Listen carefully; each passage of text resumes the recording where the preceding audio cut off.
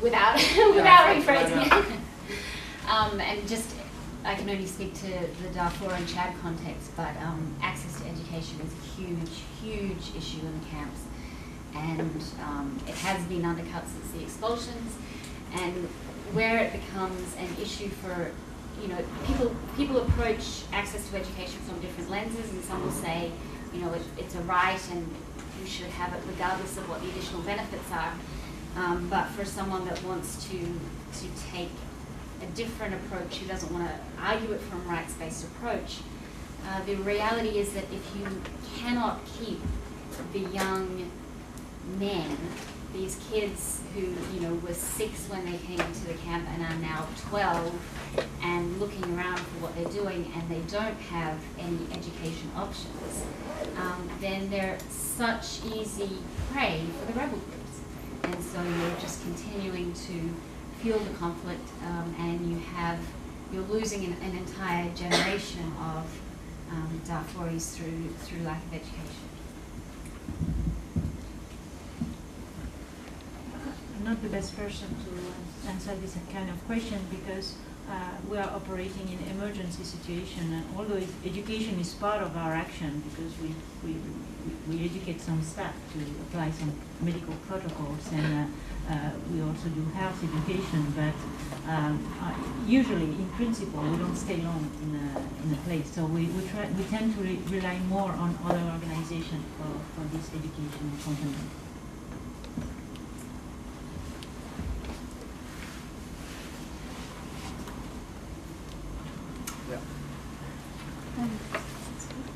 My name is Nicole, and I'm going to Columbia's Teachers College. I had a question about the partiality of aid, and in Pakistan in particular, with the IDP situation, especially given the alliance of a lot of international organizations with FACTA Secretariat, and how aid is being delivered through the kind of mechanism of the government, and how you see that affecting aid workers and safety of aid workers in Pakistan.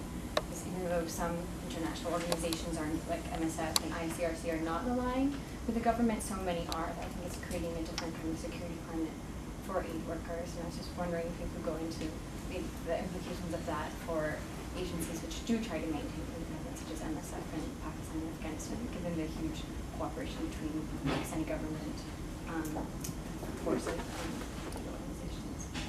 Yeah, it's been very problematic, and it's very hard for us to analyze what has happened, because everything went very fast, and the Pakistani military has provided a very sophisticated response. Actually, to set up the camps in like a few days with a huge apparatus for the refugees. They've done an amazing job, actually. But the problem is that, well, as I mentioned in the presentation, we very soon we realized that 80% of this population was not in the camps.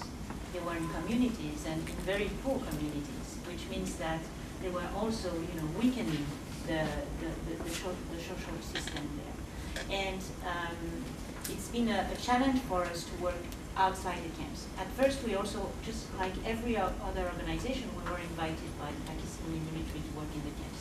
And we've provided some services in the camps, but rapidly we thought that the needs were elsewhere, and we had to assess them. It's been very challenging to go through the community, because we know Pakistan, we intervened during the earthquake, but we don't know Pakistan that well, and Pakistan don't know us. Pakistani people don't know MSF, especially because we've always had a very, very low profile. No stickers on the car, they don't know Doctors Without Borders. There is such an issue with security that, so it's a vicious circle. Because you're not known, then you cannot distinguish yourself, right? And it's been very, very difficult to engage with the community leaders. But finally we've managed, and we've been able to support existing health centers.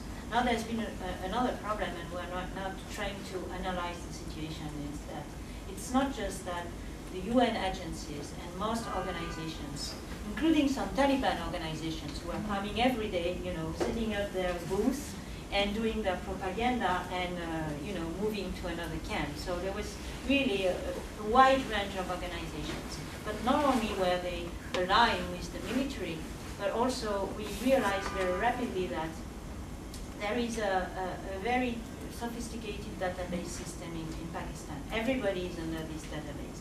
And in July, when the offensive started, it was the major offensive, and the population thought that it was the right one in the Swat Valley. They thought they would be, they would get rid of the Taliban. And therefore, when they reached the camp, they started to speak out. And they started to say to the military officers there, yeah, this person was engaged with the Taliban, this person collaborated, etc. And all these names were incorporated in the database. And that very same database was used for the food distribution, meaning that when the refugees were, in line, in the queue, waiting for their rations, they could be arrested. And this is, such a breach in the humanitarian principles that for us it's totally unacceptable. So we've not been able to document that because we've seen it a few times and we decided not to work in the camps anymore. So it's very hard to understand. But what we really want to work at is how to avoid that in the future and what kind of, anticipation we can have of that. Now for the future in Pakistan, it's becoming even more problematic because at the moment there's just no access to South Waziristan. We've been trying to, we've anticipated the offensive. We've negotiated since July with the government to have access to this area, and we've never been able to have it. So there's just no witness, and they won't have any problem of food distribution. Can I ask a follow-up question? Why do you think so many, other than the difficulties that UN has been to work outside of camps, do you think that's a lot to do with the military's pressure to work in camps, or that it's more to do with the security issues and issues implementing? I think it's a combination of all this. There was it's a very strong government. It's like it's a bit like Sudan. You're right. It's not exactly the same, but it's very hard to go against the will of the military. And I don't think that the UN agencies there had, really a choice to not to cooperate. ICRC has been able to do so, and our organization also. But I was working for Save the Children. We also worked outside camps very quite thoroughly. So happy to hear I was that. just surprised by how many organizations didn't go outside of camps, given I know there are a lot of follow-up questions as well. Is there any, we probably have time for just one more question. I'm Nomi, I'm a BJA student. I was wondering if each of you could share an experience you've had in the recent past with your work that inspires you to keep going in the work you're doing, because it seems like with each of you there are such huge challenges and there's huge issues to take on.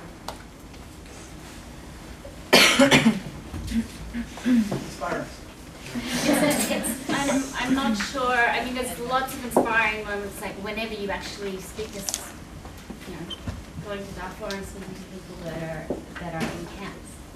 Their survival is incredibly inspiring.